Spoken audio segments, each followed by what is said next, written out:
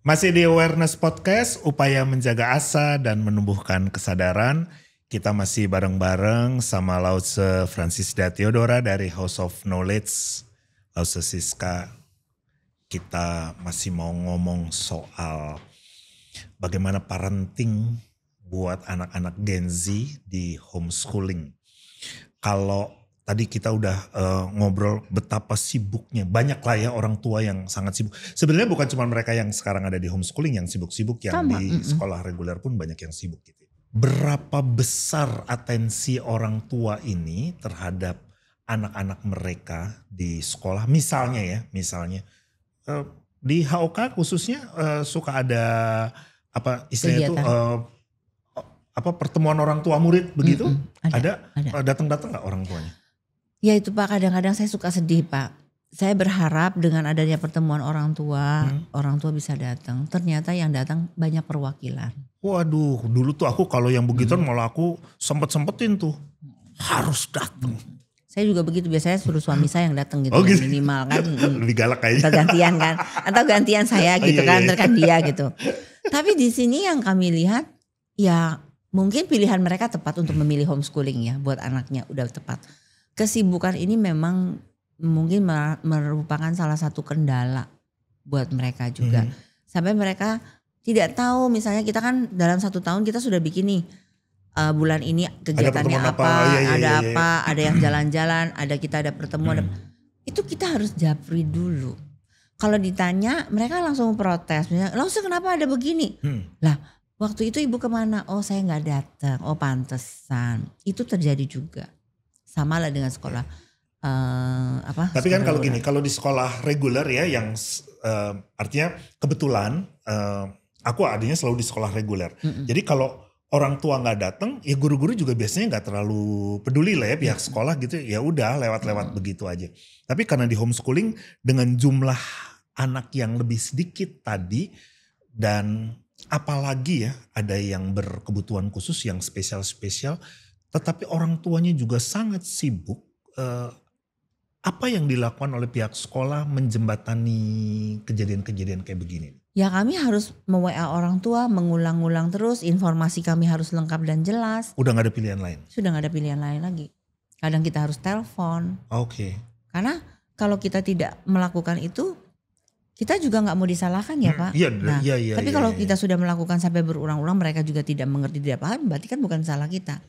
Nah sudah gitu lewat anak kita pendekatan seperti itu. Lewat antar jemputnya, lewat neneknya gitu. Oh pokoknya semua pihak yang mungkin untuk kita menggapai ke orang tua. Kita manfaatkan lah ya yang begitu-begitu ya. Pernah adakah komplain dari orang tua ke pihak sekolah terkait dengan ekspektasi mereka sebagai orang tua? Aku udah masukin anak ke homeschooling, mereka punya ekspektasi setinggi langit di atas bumi, tapi ternyata jauh panggang dari api nih misalnya gitu. Pernah nggak kejadian kayak Kalau gitu? mereka protes sampai tidak ada. Oke. Tapi masukan dari mereka seperti yang tadi Bapak tuh bilang, mereka berharapkan terlalu banyak untuk ekspektasi untuk homeschooling. Saya akan jelaskan kepada mereka bahwa meskipun mereka menyerahkan ke sekolah kami yang notabene adalah homeschooling, tapi mereka harus tahu dan sadar kalau yang namanya orang tua tetap harus tanggung jawab dan terlibat.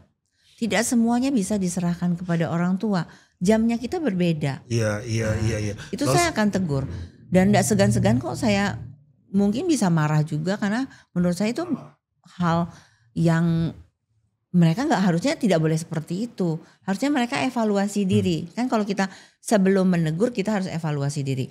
Kalau kesalahan minimal pasti ada lah karena namanya guru, kita manusia pasti melakukan kesalahan. Kan, tapi udah tidak. Jelas tuh ya, manusia adalah tempatnya salah. Betul. Tapi tidak pernah sampai protes besar atau gimana, tidak. Nah, tidak pernah protes besar itu sepanjang pengalaman Lause ya, di HOK khususnya, lebih karena apa? Lebih karena gini, ya udahlah gue percaya aja deh gitu? Atau? Mereka menyadari bahwa mereka memang punya kekurangan.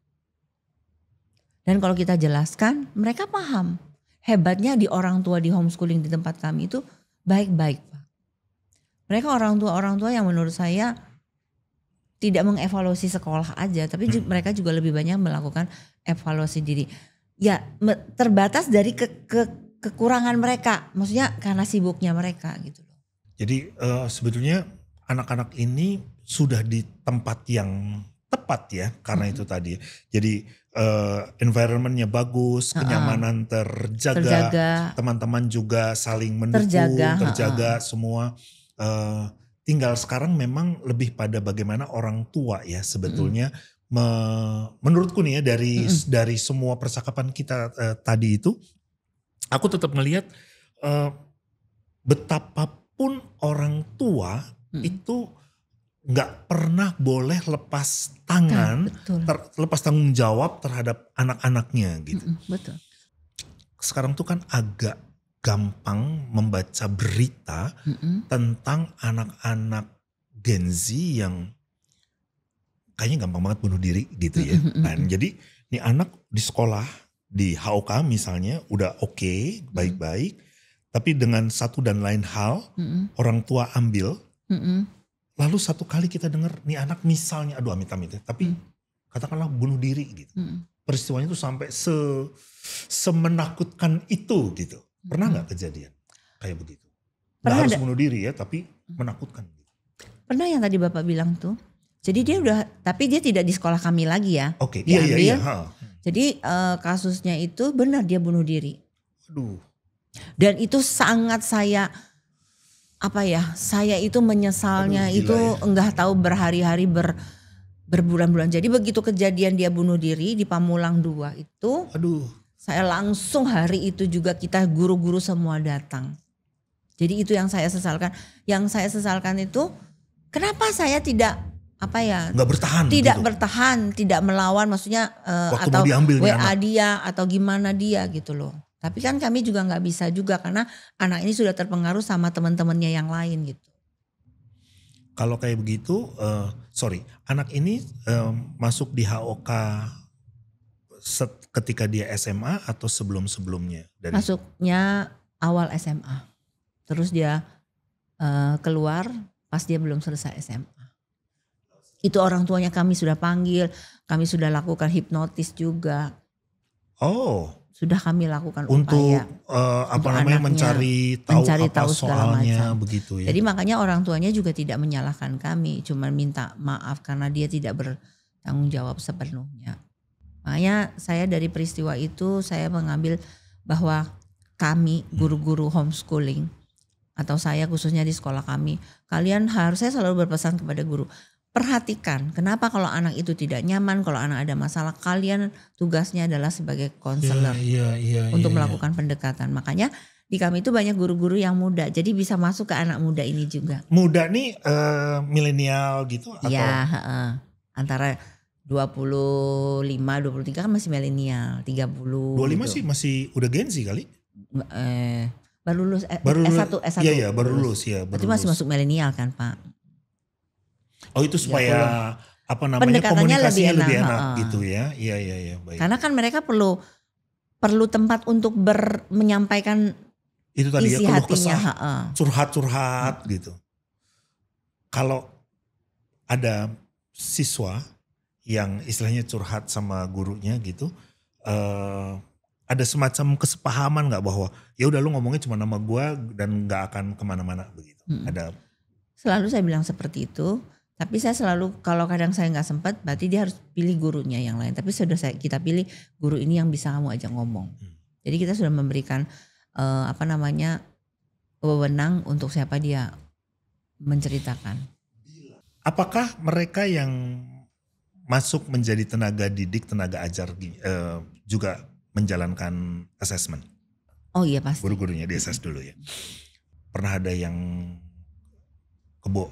kecolongan begitu nggak? Di sininya kelihatan bagus gitu, dalam perjalanan ternyata ngaco nih orang nih gitu. Pernah nggak kejadian kayak gitu?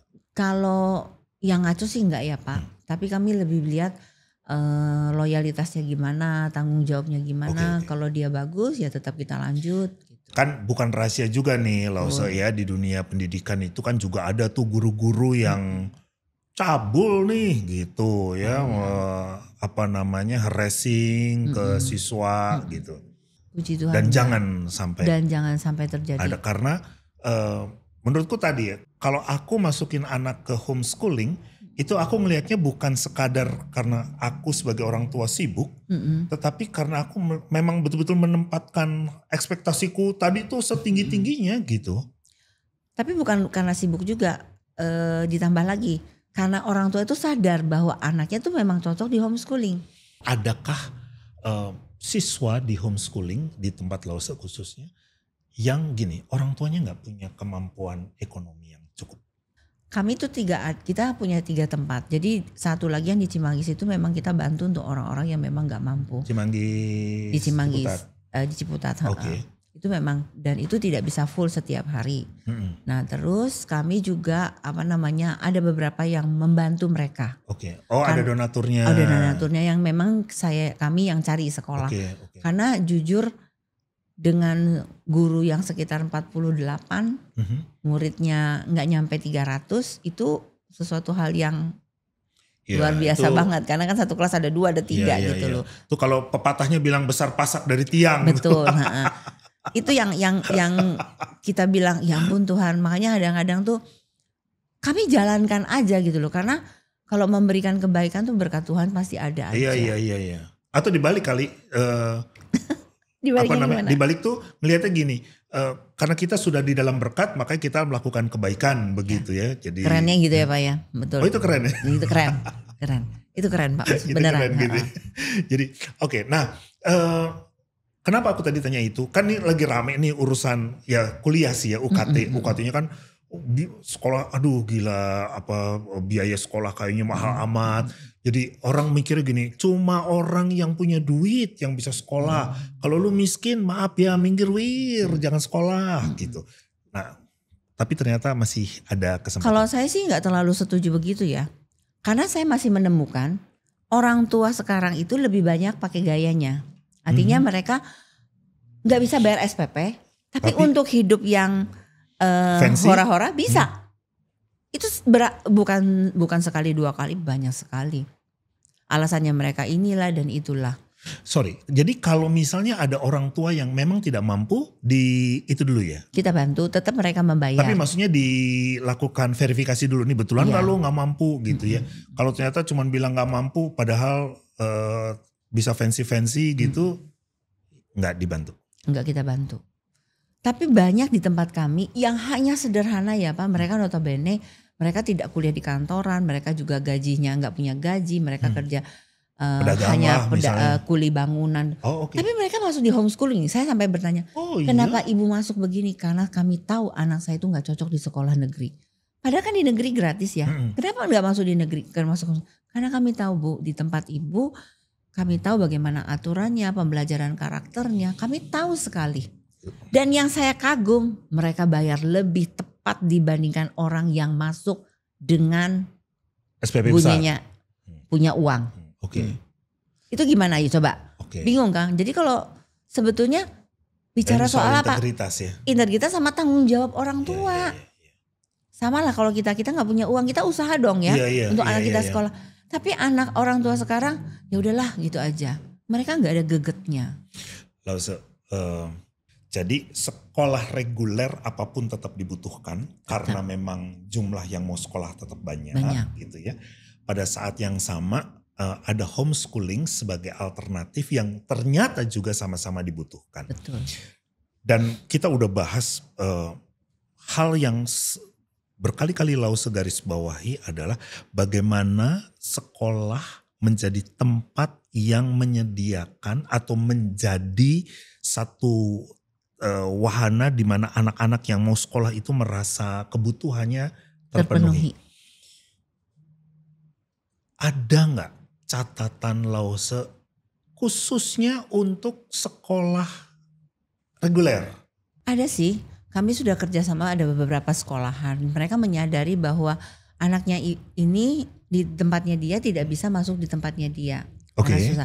Akhirnya dia menyarankan untuk masuk ke tempat kami. Dan itu itu datangnya dari sekolah reguler ya? Dan Kami pun kalau misalnya anaknya itu bagus, kami juga mempersilahkan tuh orang tua coba di sekolah lain. Nah, himbauan saya kepada sekolah-sekolah reguler ya, memang mereka juga harus belajar jeli. Jangan semata-mata mencari masukan untuk murid yang banyak saja. Tapi mereka juga harus belajar melakukan asesmen. Supaya mereka juga bisa menghasilkan murid-murid juga yang berkualitas, yang terpenuhi. Jangan murid-murid itu merasa dipaksakan. Kalau di sekolah reguler, yang aku tahu kan guru-guru itu harus punya sertifikat guru lah istilahnya gitu ya, sekolah guru. Kalau di homeschooling juga Tetap begitu? ada. Sama. Sekarang antara guru homeschooling sama guru reguler itu sama. Kita tuntutannya sama, dapodiknya sama. Oh, ada dapodiknya juga? Ada dapodik kami. NUPTK-nya juga ada? Ada, semuanya sama. Yang belum tahu apa itu dapodik dan NUPTK boleh googling. Betul itu. Jangan dan malas. terdata. Oh, oke. Nah, enaknya di homeschooling itu ada beberapa anak yang putus sekolah. Contohnya nih ya Pak, ini informasi biar semuanya tahu. Misalnya dia kelas 1, kelas 2 nih. Dia gak sekolah, dia gak punya uang nih orang tua. Akhirnya dia mau masuk reguler, masa dia umur 10 tahun dia masuk reguler. Kita tes dulu nih, oh ternyata dia bisa nih. Di tes pelajaran kelas 2 dia bisa. Ya udah, kita bisa terima dia di kelas 3. Oh, oke. Kemarin saya barusan terima anak kelas 5 SD, dia homeschooling mandiri di rumah. Oke. Karena kenapa Pak? Kenapa Bapak sekolahin anaknya di homeschooling di rumah? Padahal secara notabene kemampuan, karena kebetulan keluarganya istrinya sakit. Oh. Nah, sesudah itu dia masukin anaknya ke sekolah kami. Aman. Nah, itulah maksudnya sekarang ini sudah banyak pilihan-pilihan. Tinggal yang bijak adalah orang tua. Orang tua sama ini kali ya, Lause. Jadi tadi tuh walaupun memang kondisi real di apa istilahnya di sekolah-sekolah reguler itu lebih keras ya. Tetapi sekarang ini dengan adanya homeschooling, orang tua punya pilihan. Kalau memang kan gak semua anak mampu untuk menghadapi istilahnya bulian. Kalau dari sekolah, dari pihak teman-teman mungkin pilihan masuk ke homeschooling lebih mudah begitu. Anak di-assess oke, masuk ke homeschooling. Tapi begitu datang ke orang tuanya, kita menemukan persoalan besar pada orang tuanya gitu. Pertama, apakah si anak tetap diterima di homeschooling? Tetap. Yang kedua, apa yang dilakukan sekolah ke orang tua untuk nih persoalannya di lu nih gitu ya. Bahaya nih anaknya nih gitu. Kita kalau memang ada masalah seperti itu sekarang belum sampai terjadi ya Pak. Itu biasanya kita akan mungkin kita tes Pak secara psikologi. Ya itu tadi kan aku bilang ya kadang-kadang kan bukan kadang-kadang sih ya agak mudah sekarang menemukan dalam percakapan-percakapan bahwa orang menikahi kenapa ya kalau orang disuruh kawin ditanya-tanyain capek nih gitu. Punya anak juga sama kayak begitu. Jadi kayak nggak ada perencanaan. Sehingga ketika anak-anak tumbuh ya udah begitu saja ya. Jadi persoalannya ada pada orang tua. Dan tadi Lose juga udah bilang sejatinya anak-anak itu kan hasil didikan orang tuanya gitu ya. Jadi kalau ini orang tuanya memang bermasalah sekolah dalam hal ini homeschooling tidak lepas tangan ya. Tidak pernah. Kami akan panggil orang tua karena akar permasalahannya kan di mereka. Kalau kayak gitu apa yang dilakukan ya selain percakapan? Mengarahkan kalau memang amit-amit ya. Iya. Kalau sampai memang ini kasusnya sampai berat di orang tuanya, mungkin kita dari kesehatan mentalnya ya harus dipanggilkan psikolog lah untuk menyembuhkan luka batinnya. Jangan sampai luka batinnya transfer ke anaknya. Kan biasanya begitu tuh. Kebanyakan kan. Tapi kan lebih baik di stop kan. Supaya tidak akan terjadi gitu. Tapi belum pernah kejadian belum pernah ada kejadian. Ya? Syukur-syukur. Kalau di tempat lain pernah dengar yang sama-sama di homeschooling begitu? Pernah dengar tapi saya gak terlalu jelas sekali. Tapi minimal saya yakin sih kalau sudah masuk homeschooling, minimal orang tua itu kan mungkin orang tua udah sadar saya punya kesalahan, saya punya kekurangan. Makanya saya taruh di homeschooling minimal mereka tidak menambah satu beban lagi yang banyak. Dalam perjalanan Lause sebagai guru di HOK khususnya, Eh, Pernah dengar apa Lause dari anak-anak khususnya yang SMP, SMA ya, harapan-harapan mereka tentang orang tua misalnya? Yang sering saya dengar adalah orang tua saya itu tidak pernah mendengarkan saya. Oke. Orang tua saya cuma memberikan perintah. Oke. Terus orang tua saya sayang banget sama saya, apa aja yang saya minta selalu dikasih. Mama saya, papa saya jarang di rumah. Jadi saya mau curhat sama siapa Lause? Kadang-kadang saya merasa tidak diperdulikan. Nah itu terjadi. Apakah mereka yang ada di HOK itu kebanyakan anak tunggal atau mereka punya saudara dan semuanya misalnya gini, kalau dia punya kakak atau punya adik gitu ya, apakah kakak dan adiknya sekolah juga di situ misalnya? Kalau anak tunggal ya udahlah ya gitu. Ada yang satu keluarga masuk di kami, ada juga yang sendiri-sendiri. Kebanyakan sih anaknya itu tunggal ada sama anak yang paling banyak 2. Kalau anaknya tunggal kan ya udahlah ya, emang anaknya cuma 1. Tapi justru gitu. yang banyak anak tunggal juga kalau menurut saya, karena mereka, nah itu balik lagi ya, orang tua nggak percaya, ditaruh di tempat sekolah lain. Jadi kalau mereka merasa anak satu-satu nih, hati-hati nih, jangan sampai anak saya terbuli dan sebagainya. Itu mungkin konsepnya mereka. Overprotective gak sih kalau kayak begitu? Enggak, ada Pak. Sampai kelas 6 punya saya banyak yang jangan kelas 6, SMP, SMA aja banyak yang overprotective. Masih ada gak anak SMA yang emaknya datang bawain makanan? Ada. Oh iya? Itu kalau kayak begitu, apa anak ini apa ya, siap buat berhadapan dengan dunia nyata gitu?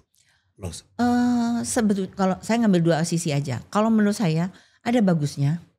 Artinya Apa dia bagusnya? belajar untuk makan makanan yang benar. Sehat. Ya. Kalau misalnya Sorry, dia tapi ntar ke depan kan dia bisa mikir gini, oh kalau diajak temennya makan, dia bisa bilang enggak, mesti makan rumah lah. Padahal misalnya dia nggak dapat makanan dari rumah. karena kalau homeschooling kami kan memang nggak banyak ya. Jadi otomatis itu sudah seperti hal yang biasa aja. Oke. Beda dengan reguler. Kalau reguler mungkin malu nih kalau dibawa diketawain, kita habis, enggak. dibully. Kita enggak. Sama sekali enggak. Ih anak emak nih. Yang lucu kadang-kadang ada yang bikin kejutan ulang tahun buat anaknya datang gitu. Memang mereka care banget sama anak-anaknya mereka. Gak mau tersakitin. Tapi jadi gitu ya, dijaga betul begitu ya. Oke, Jadi lahirnya karena siapa Pak? ya Genzi? kita. Iya sih. Oke Lause, terima kasih banyak nih ya, kita udah banyak ngobrol soal ini. Semoga HOK khususnya bisa terus ada menjadi tempat persemaian lah ya, buat anak-anak yang memang punya kesempatan untuk mendapatkan masa depan yang lebih baik dengan semua persoalan-persoalannya. Sebelum ditutup, ada harapan apa buat khususnya orang tua?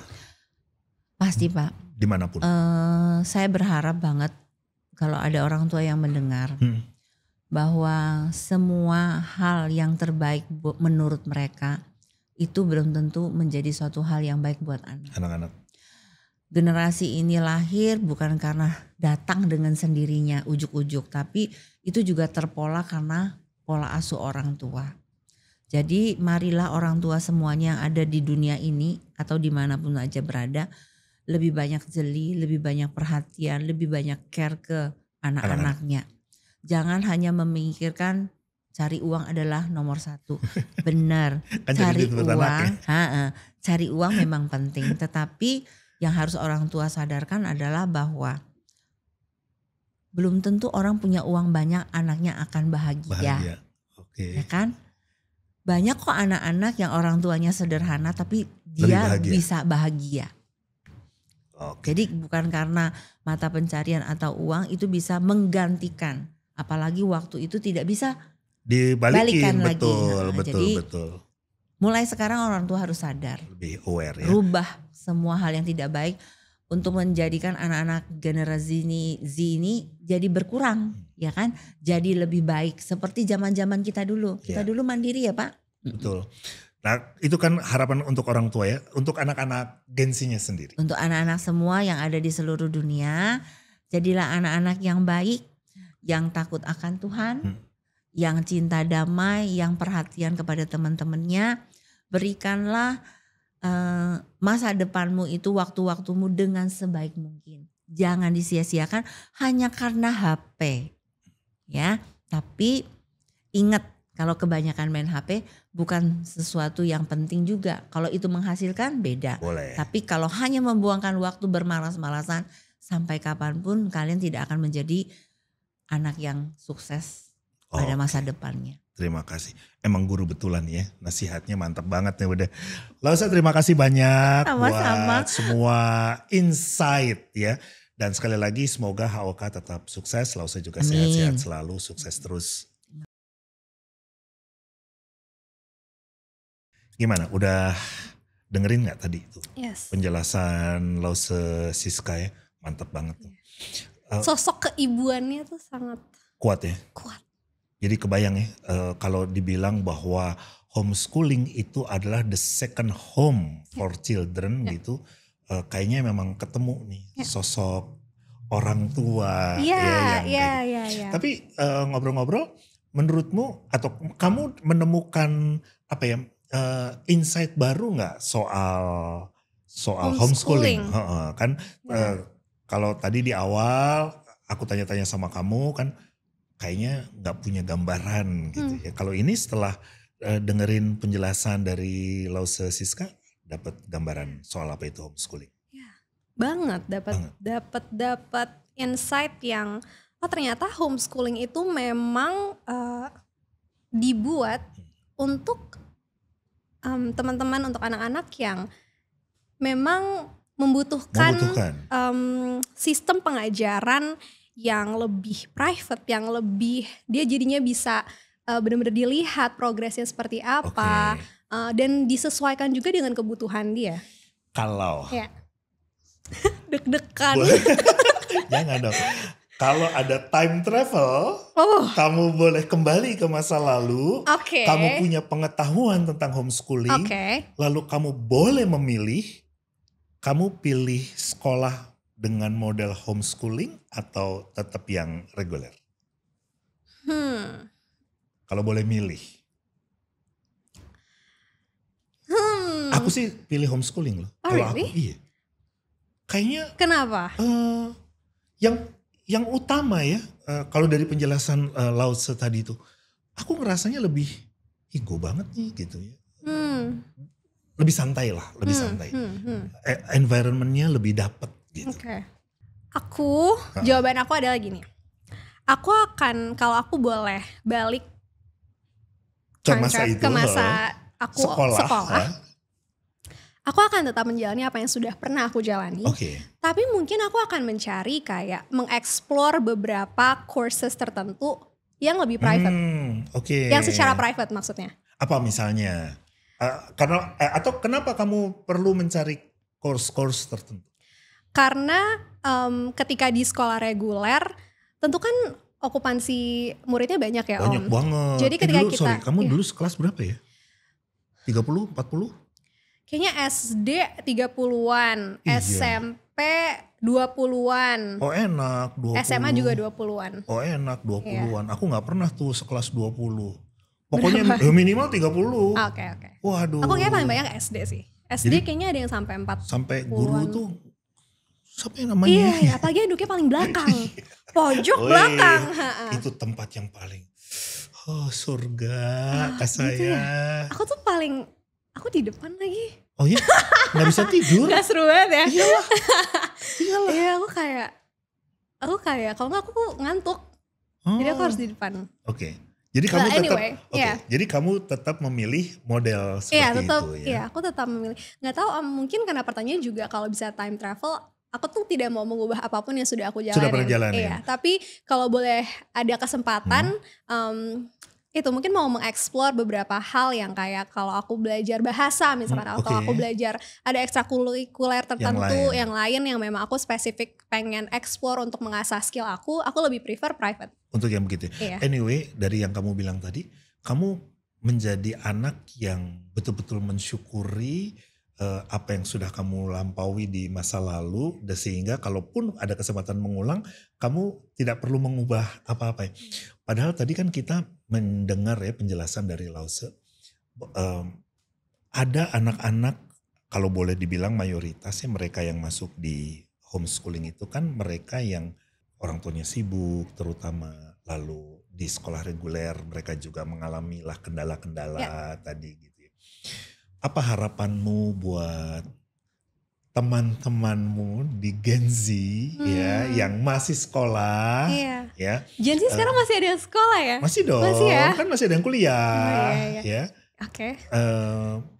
Ketika mereka mungkin tidak seberuntung katakanlah dirimu atau orang-orang lain yang orang tuanya masih bisa memberi atensi gitu-gitulah ya, sehingga tidak harus masuk di homeschooling. Nah, apa harapan, apa menurutmu yang kamu ingin sampaikan gitu ya? Apakah mereka harus merasa bahwa aduh hidup gua kayaknya nggak oke banget nih sampai gua harus di homeschooling atau apa? Karena aku merasa dimanapun kita ditempatkan, kita bisa mendapatkan sesuatu dari dimanapun dari tempat itu ya, dari tempat itu. Ya. Okay. Tapi aku tidak bisa memberikan saran kalau aku tidak tahu kondisi dan ada di tempat atau di posisi yang mereka alami, Om. Tapi mungkin kalau dari sudut pandang aku, tetap cari teman atau teman sebaya atau komunitas yang bisa memberikan motivasi dan support yang suportif untuk kita sih. Karena aku merasa kita itu bertumbuh berkembang itu benar-benar berdasarkan orang-orang yang dari lingkungan kita dari juga lingkungan ya. Kita juga. Oke. Kalau aku pengen bilang begini terutama ke anak-anak Gen Z ya yang ada di homeschooling, hanya karena mereka ada di homeschooling tidak perlu merasa bahwa mereka jadi berbeda, terus merasa mereka itu jadi sesuatu yang aneh ya apa segala macam. Itu bagian, itu pilihan ya. Jadi jalani sama baiknya dan percayalah bahwa semua itu juga demi kebaikan mereka di masa depan. Gitu ya. Ya, jangan merasa berbeda karena kita semua memang pada dasarnya ya punya jalan masing-masing kita gitu masing-masing, kita punya keunikan, punya keanehan kita masing-masing. Ini jalan ninjaku. Wow. Oke, Ayah, terima kasih banyak. Mudah-mudahan ini memberi inspirasi buat teman-temanmu di Gen Z yang masih sekolah. Dimanapun mereka sekolah, entahkah mereka sekolah di yang reguler atau yang di homeschooling, tapi mereka bisa menjalani semuanya dengan baik. Thank you ya. Sampai ketemu lagi. Terima kasih Om. Sama-sama. Sampai ketemu lagi di Awareness Podcast, upaya menjaga asa dan menumbuhkan kesadaran. Bye.